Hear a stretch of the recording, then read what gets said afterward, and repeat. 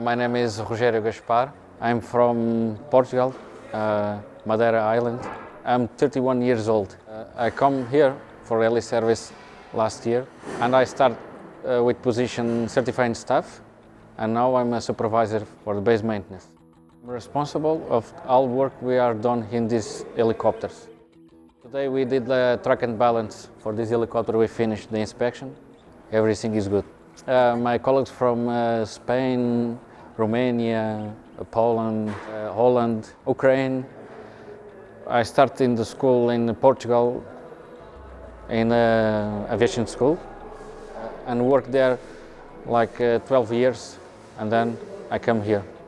So about my tattoo is symbol of my family. I have a lot of free time after work. We can cook, go to the gym, enjoy the city. Normally in the evening I go to the boxing to relax for the busy day.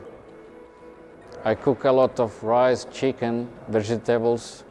My special diet, low fat. Thank you very much.